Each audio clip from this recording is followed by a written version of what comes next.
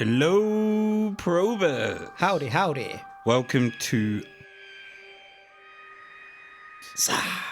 the extraterrestrial comedy podcast brought to you by two former MIBs who risked life and limb to bring you the truth about the life forms from the stars.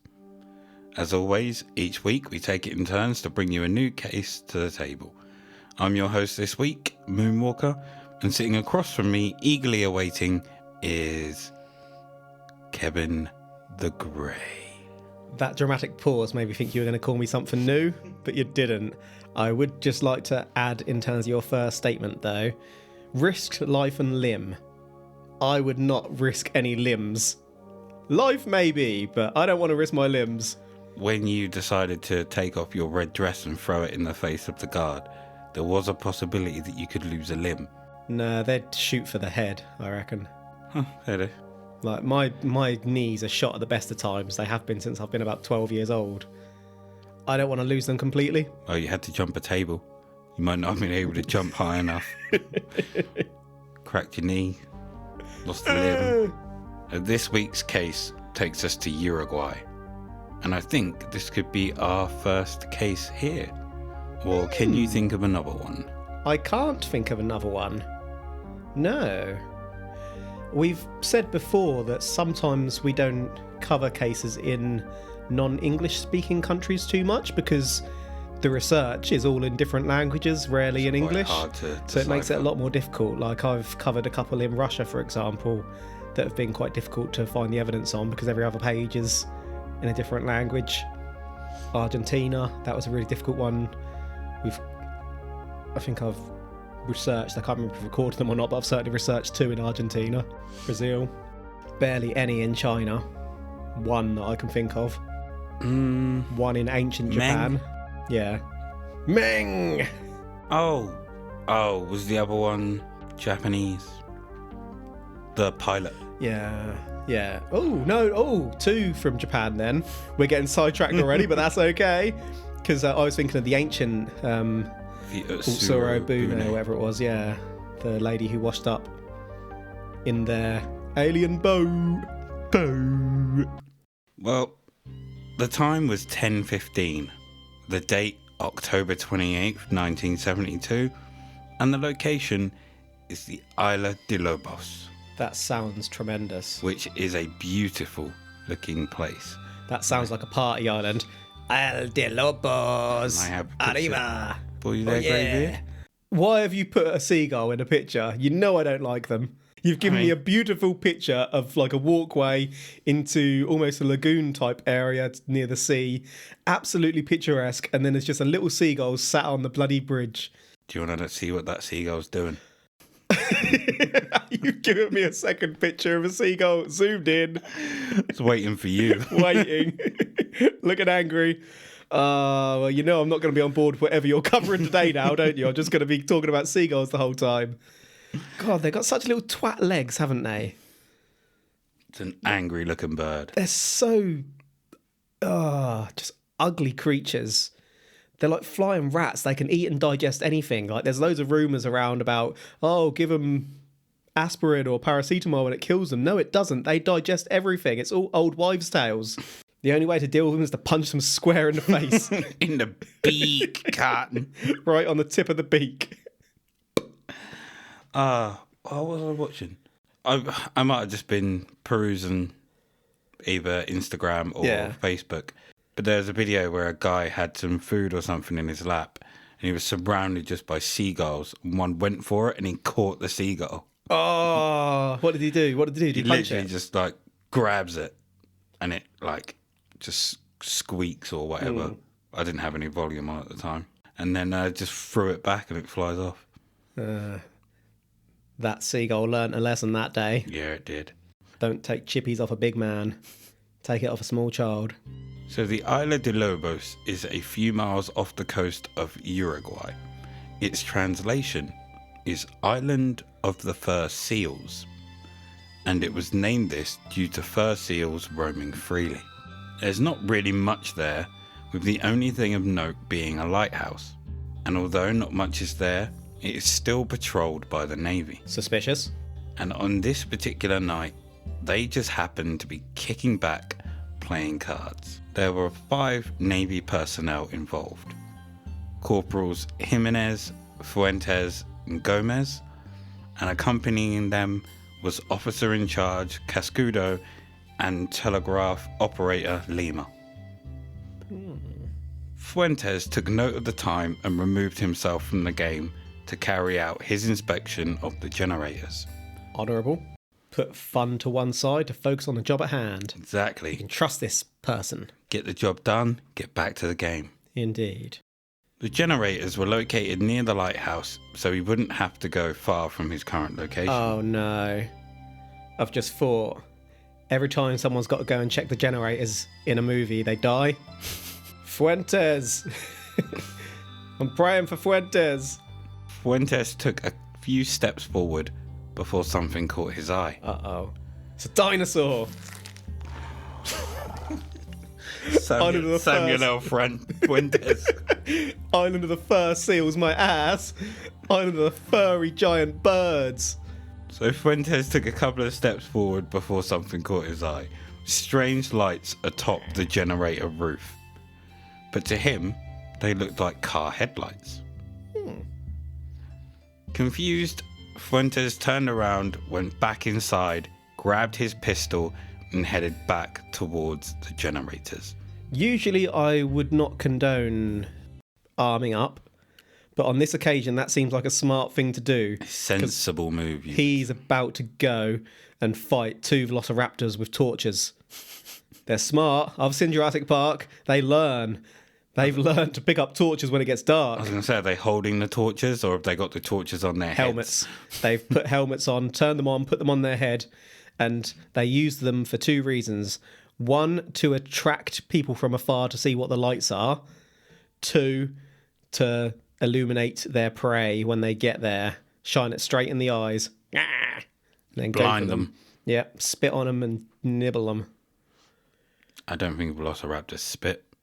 They do now. They've learned. They're intelligent. They know what people don't like. Question, completely unrelated but slightly related. Are there still fur seals in this Lobo place? I don't know. I wouldn't like to come face to face with a seal. No. I feel like they'd be a lot more aggressive than what you might think. Especially if you're wandering into their territory. Yeah. They'll start juggling you like a beach ball. Everyone thinks they're all cute. And then they're just like... Absolutely psychotic, ripping people to pieces. They slap you down. They slab you. Not slab, but a seal. They slab you and they just crack their, what do you call them, flippers? Or Yeah. to slap you with their flippers over your like bare body like a wrestling chop. The seal's elbow. Seal flare. As he got closer, he was able to tell that there were multiple lights, and different colours too. Violet, white, and also yellow. Slowly, he continued to make his approach. As he got closer, he could start to make out the shape of an object atop the roof. A raptor. One that shouldn't be there. A raptor. And as he got closer still, he could start to make out the outline of a figure. Then he noticed a second figure. Second raptor. Come down from the top of the object. See? These figures, according to Fuentes, were about 5 foot. And then a third figure followed the second. This one was more like 6 foot. Daddy raptor. All 3, in perfect timing, like a synchronized swim team, turned to face Fuentes, who stopped dead in his tracks. Samuel L. Fuentes, you done fucked up, son. Run! Don't stop and freeze. I know I should be thinking this is aliens, but I'm just full in Jurassic Park at this point. They're raptors with claws, all turned. I can't stop thinking of Samuel L. Fuentes now, so that's just going to be his name. Excellent. Like I said, they've attracted him with the light. He's gone up there, and they've just turned slowly for that dramatic effect, because that's what dinosaurs do. They like that shit. Oh, hello. He's about to get messed up. They're always prepared for if there's a camera around. If someone's got this on camera, this is going to look badass. Dinosaurs love the limelight. They love to turn in slow motion for the cameras. TikTok, created by dinosaurs. That's actually how you get away from dinosaurs. You pull out a camera so they start moving slowly and cool, then leg it whilst they're doing it. Just distract them with the limelight.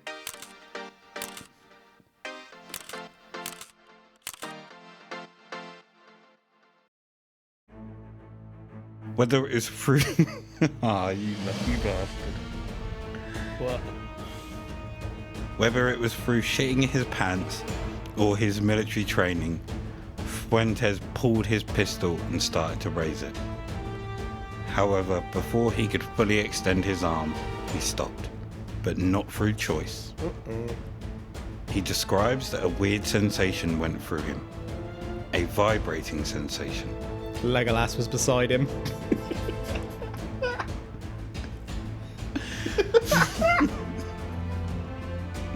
It was mainly in his arms, and he was paralyzed. He doesn't state whether it was just in his arms or his whole body, but there was no way he was able to lift that gun any higher. Then he heard it, a voice in his mind that was not his own. Don't shoot because it's useless. Samuel L. Fuentes will be the judge of that. Who let these motherfucking raptors? I was about to say. Motherfucking building. What I did there is I translated raptor speak. So when edited, I will put the original quote in. So here is the original quote.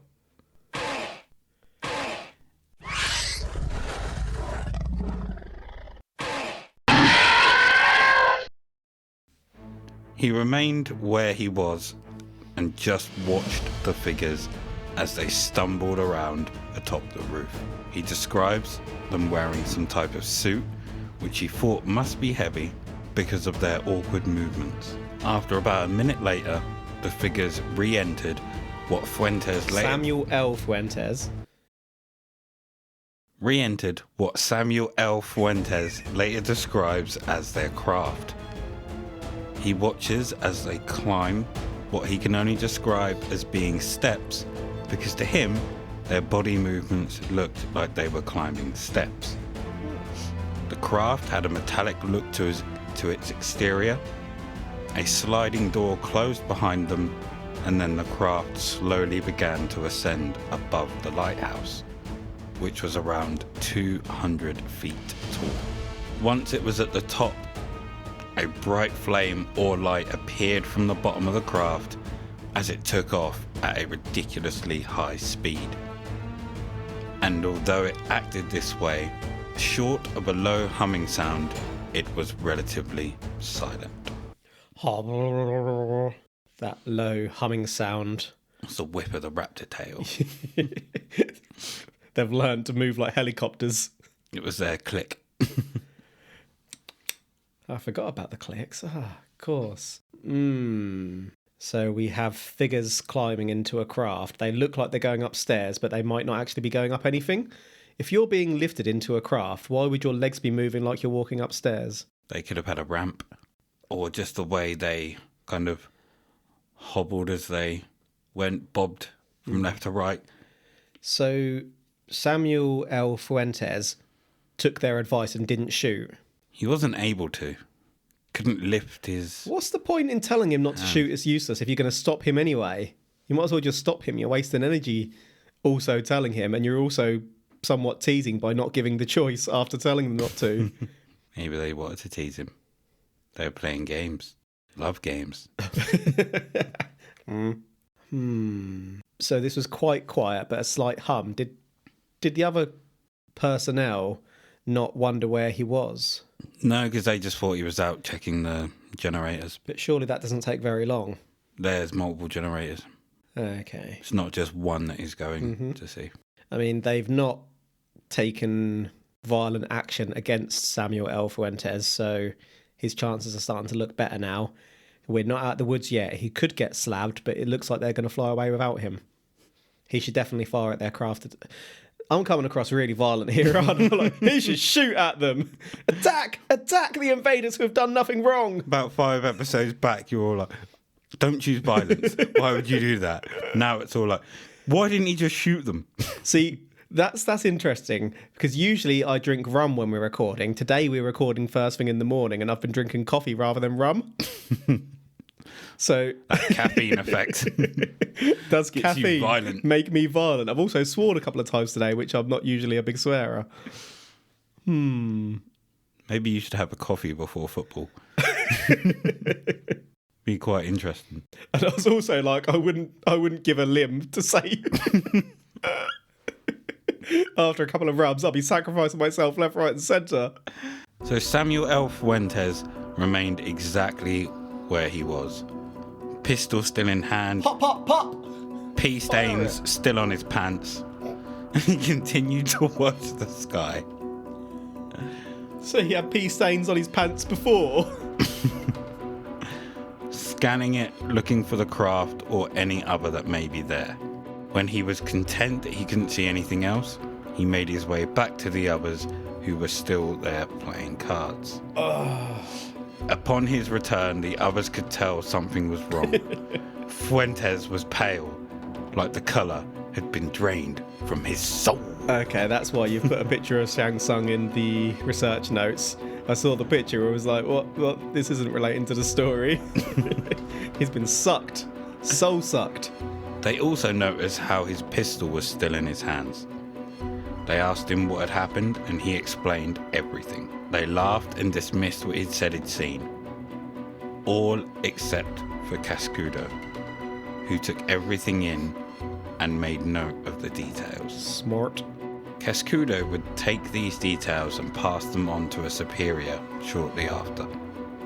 And a short while later, Samuel L. Fuentes was summoned before a high-ranking military officer to retell what had happened that night. Interesting. So they're taking it seriously, either through potentially believing or through thinking that maybe they were up to some shit they shouldn't have been up to and they want to check. Mm-hmm. And below is a picture of the high-ranking officer. Is that Forrest Gump? Yeah. Why is Forrest Gump here? High-ranking officer called in Fuentes. Samuel L. Fuentes.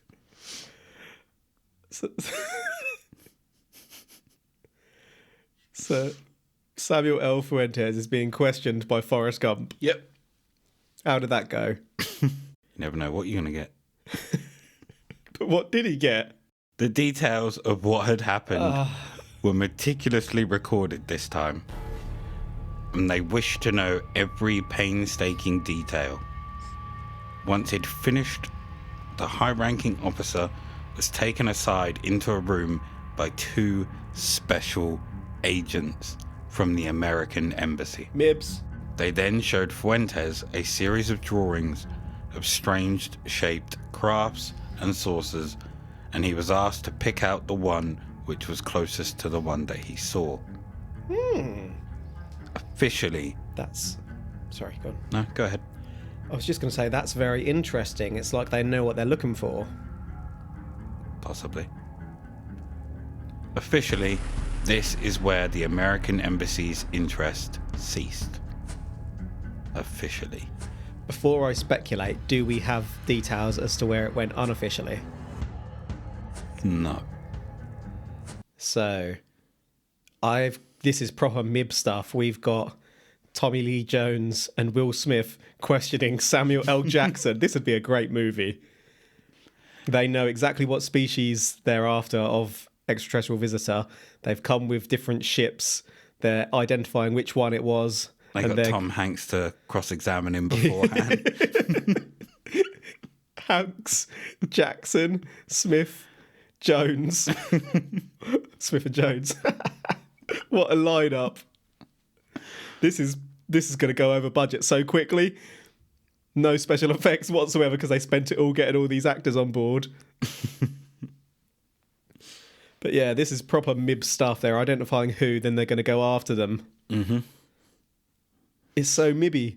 I don't have any other thoughts other than it's just absolutely mibbed up. Did Fuentes continue in his career, do we know? Samuel L. Fuentes. Yeah. Or did he end up quitting and working as like a security guard for the sequel? It's unclear. Okay. Why have they chosen By saying unclear, I just don't want to spoil the sequel. Why have they involved the American embassy? What's it got to do with them? I don't know if they involved, more so that the American embassy heard and were like, we need a word. And why wouldn't you take that assistance? I suppose the other alternative is that America was testing technology themselves and they wanted to see how it had been perceived. How do you explain the voice in his head and him being paralysed? Technology. The voice in his head. Yeah. They, like Project MK Ultra Stranger Things, Tim, Montauk style. Someone was in the Montauk chair putting those voices in his head. Or it was his inner monologue and he froze because he shat his pants at what he was seeing. He was going to check the generators. There was actually some spies there taking data and he perceived them to be aliens. Wasn't expecting to be anyone there because there never was when he did the generator run usually. So absolutely crapped his pants, peed his pants and froze. So Samuel L. Fuentes would go on to retell his story to others, including UFO investigators who would go on to investigate this sighting further. Some of these independent investigations would further solidify the claims made by Samuel L. Fuentes. Most notably, the investigation by CIOVI, the Uruguayan UFO Investigation Center. Yeah. They put Samuel L. Fuentes through rigorous testing psychologically. These tests would only end up serving Fuentes' story. The report wouldn't paint Samuel L. Fuentes as an endearing individual, but it would conclude that he was sincere, uncomplicated, and simple. Sounds like someone that gets straight to the point and cuts out all the bullshit. Why wasn't he endearing? Maybe he was just too straightforward for them. Absolute arsehole. Yep. They were testing him like, what's 2 + 2? Eat my ass! He was also described as straightforward and truthful. Something else that was noted, which wouldn't have occurred to me, is that they mentioned that Samuel L. Fuentes has no cultural burden either. Therefore, his rationale would be what he saw and not skewed by anything that he believed religiously or culturally. He has no real imagination and has no tendency to fabricate.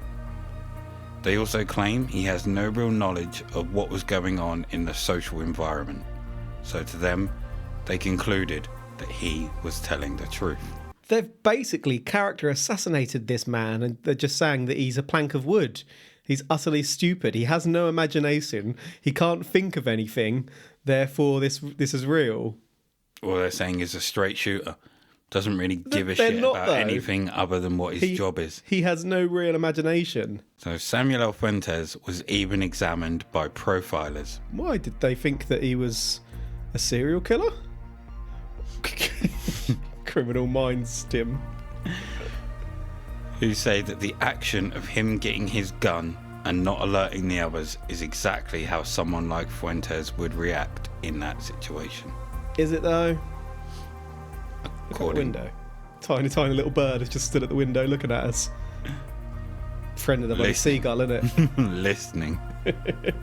Yeah. Recording. Tweet, birdie. Sorry, what were you saying?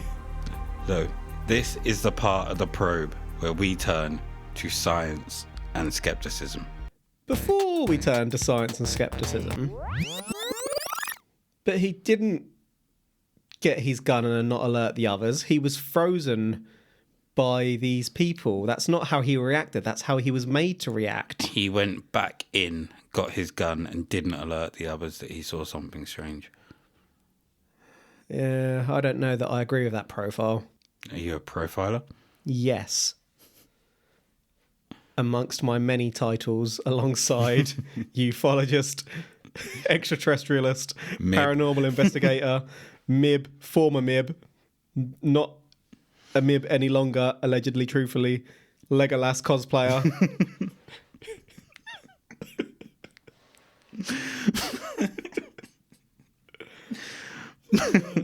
So this is the part where we turn back to science and skepticism. That's it. What? So to summarise, Whoa. You don't have any alternatives. there is no science, there is no skepticism from anybody involved. Oh, crikey. This is going to be a tough one, isn't it? So to summarise, we have the Isla de Lobos case, where Corporal Samuel L. Fuentes, after playing cards, goes to do his checks of the generators. He sees a strange light atop the roof, so decides to go back inside and collect his pistol before going to investigate. He witnesses 3 individuals and a strange craft. When they turn to look in his direction, he pulls his gun but finds he physically can't finish the movement. A strange voice in his head tells him not to shoot because it's pointless, before they get back in the craft and fly off. Samuel L. Fuentes returns to his group and tells them what happened. All but one of them dismiss it, and this one snitches on him to his superior.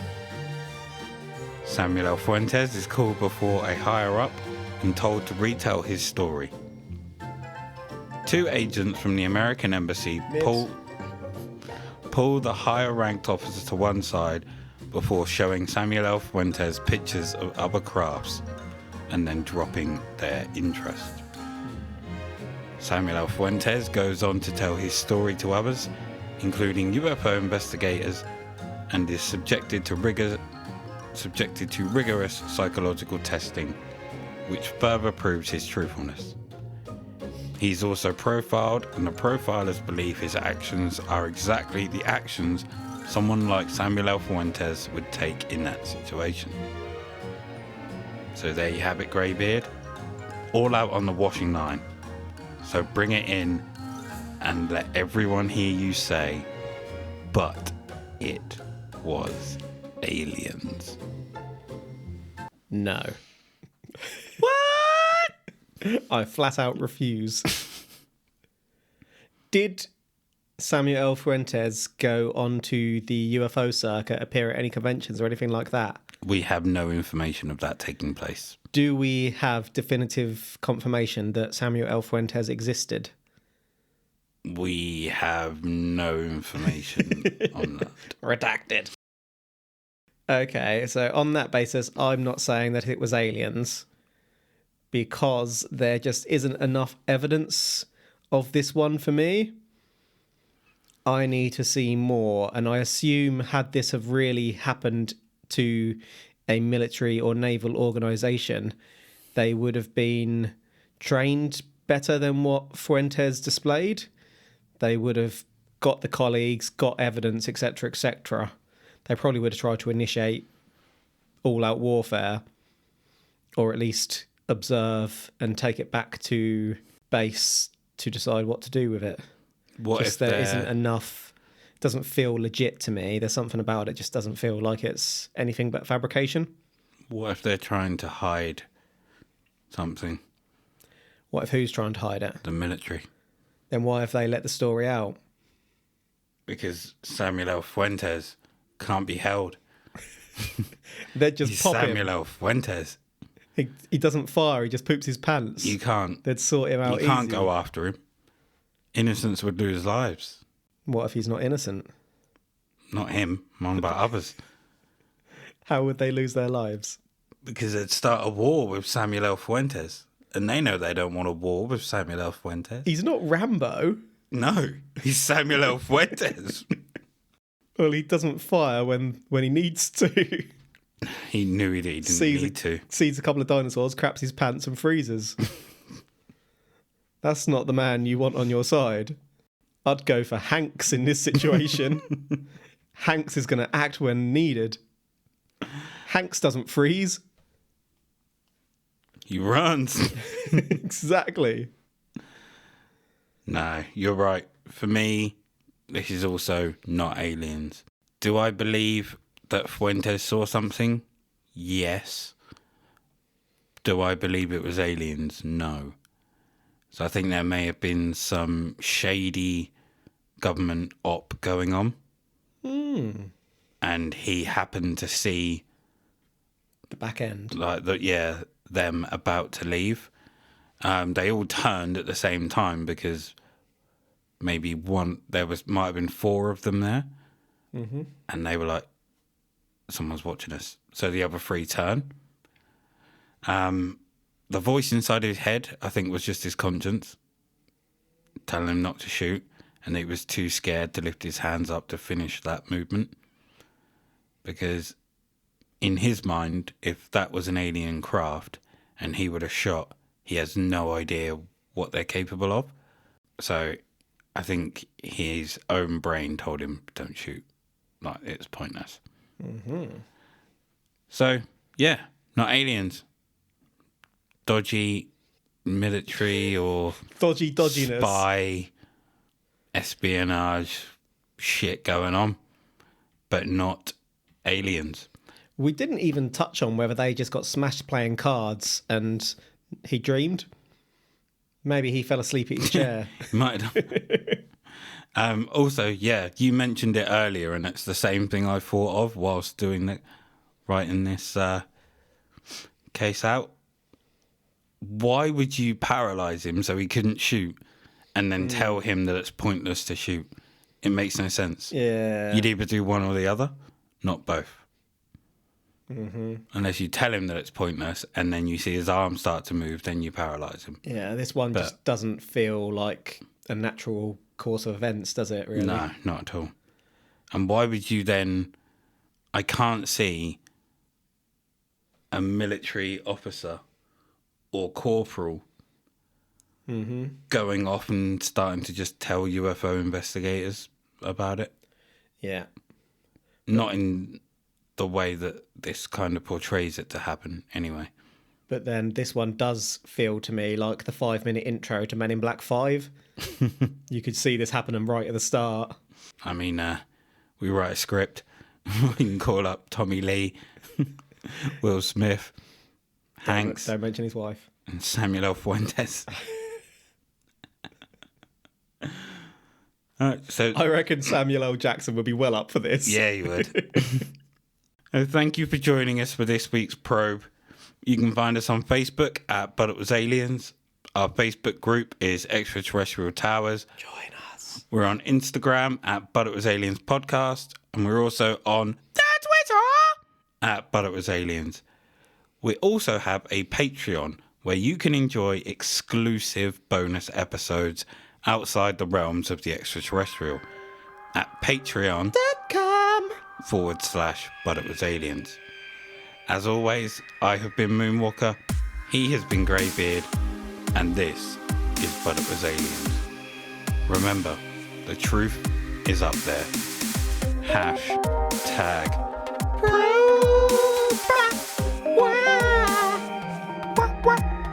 Whoa.